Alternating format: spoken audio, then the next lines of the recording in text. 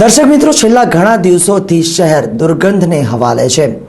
આ તીવ્ર દુર્ગંધને પગલે છૂટાછવાયા માથાના દુખાવા કે આંખની બળતરાના કિસ્સા પણ નોંધાયા છે। સરકારી તંત્રને આ દુર્ગંધનું પગેરું મળતું નથી। જાણે તંત્ર ભોપાલ જેવી કોઈ મોટી દુર્ઘટનાની રાહ જોતું હોય તેમ પ્રતીત થઈ રહ્યું છે।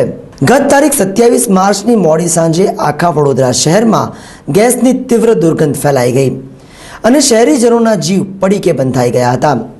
શહેરમાં ઠેર ઠેર લોકટોળા ઉમટી પડ્યા હતા અને તે દિવસથી શહેરમાં એક તીવ્ર વાસનું સામ્રાજ્ય છે। ત્યારથી શહેરમાં ભયનું વાતાવરણ છે। શહેરીજનો દુર્ગંધથી ત્રસ્ત છે। ક્યાંક માથાના દુખાવાના તો ક્યાંક આંખમાં બળતરાની છૂટી છવાઈ ફરિયાદો પણ છે અને તંત્ર બસ પોતાની રોજિંદી કામગીરીમાં મસ્ત છે।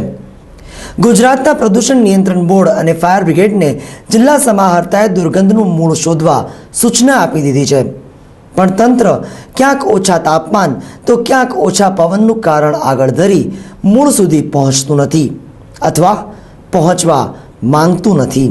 ગઈ રાત્રે 11 વાગ્યાના આજુબાજુ વડોદરા શહેરના અમુક વિસ્તારોમાંથી આ ફરિયાદ આવેલી કે ગેસ લીકેજ થયેલો છે અને ગેસની બદબુ આવે છે। એના સંદર્ભમાં તરત જ જીપીસીબીની ટીમને રવાના કરવામાં આવેલો। આખર રાત્રે ચેક એ લોકોને કરેલો છે। અત્યારે પણ આજુબાજુની બધી ફેક્ટરીની ચેકિંગ જીપીસીબી તરફથી ચાલે છે અને જ્યાંથી પણ આ ગેસ લીકેજની જાણ થશે કે ક્યાંથી થયો છે એ બાબતમાં પછી એક્શન લેવામાં આવશે। અત્યારે જીપીસીબી એ બાબતની તપાસ એ જ કહું છું કયા ટાઈપનો ગેસ છે, ક્યાંથી લીકેજ થયો છે એ બધું બાબતની તપાસ જીપીસીબી કરે છે અને એની તપાસ અંતે જ એ બંને પ્રશ્નોનો આન્સર આપવામાં આવશે।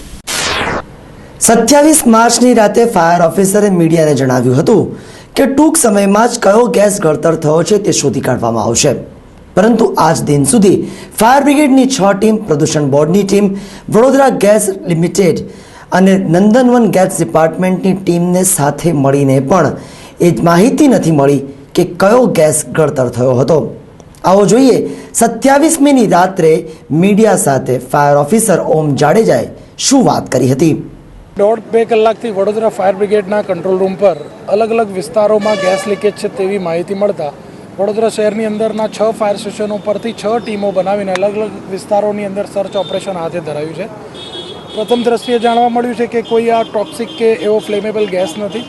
સાથે સાથે આપણે જીપીસીબી અને વડોદરા ગેસ લિમિટેડ અને નંદનવન ગેસ ડિપાર્ટમેન્ટનો પણ મદદ લીધી છે, જેથી કરીને જણાઈ શકે કોઈ અંડરલાઇન ગેસ પાઇપલાઇન હોય અને એની અંદર લીકેજના કારણે કદાચ આ સ્મેલ આવતી હોય તો તે પણ ઇન્વેસ્ટિગેશન ચાલી રહ્યું છે। અલગ અલગ વિસ્તારોની અંદર આપણી પાસે મલ્ટી ગેસ ડિટેક્ટર છે, તેની મદદ લેવાઈ રહી છે અને હાલની દ્રષ્ટિએ અલગ અલગ વિસ્તારોમાં અલગ અલગ ટીમો કામગીરી કરી રહી છે। ઇન્વેસ્ટિગેશન ચાલુ છે। એકવાર ઇન્વેસ્ટિગેશન પૂરું થયા બાદ જ આપણે નક્કી કરી શકીએ કે આ કયો ગેસ છે અને શું છે। જ્યારે શહેરમાં કે શહેરની આસપાસ ગેસ ગળતરની વાત આવે ત્યારે ભોપાલ ગેસ દુર્ઘટનાની યાદ તાજી થતી હોય છે। વડોદરા શહેરના ઘણા નાગરિકો એવા હશે જેમને ભોપાલ ગેસ દુર્ઘટના વિશે માહિતી નહીં હોય। આવો જોઈએ ભોપાલ ગેસ દુર્ઘટના હતી શું। 2 ડિસેમ્બર 1984ના રોજ મધ્યપ્રદેશના ભોપાલ ખાતે આવેલ યુનિયન કાર્બાઇડ નામની કેમિકલ કંપનીમાંથી ખૂબ મોટા પ્રમાણમાં મિથાઇલ સાયનાઇડ નામક અત્યંત ઝેરી ગેસનું ગળતર થયું હતું, જેના પગલે 16,000થી વધુ લોકો મોતના મુખમાં ધકેલાઈ ગયા હતા અને અંદાજે 5.5 લાખ લોકો ઇજાગ્રસ્ત અને રોગગ્રસ્ત બન્યા હતા। વિશ્વની સૌથી મોટી કેમિકલ દુર્ઘટનામાં ભોપાલ ગેસ દુર્ઘટનાનું નામ લેવાય છે।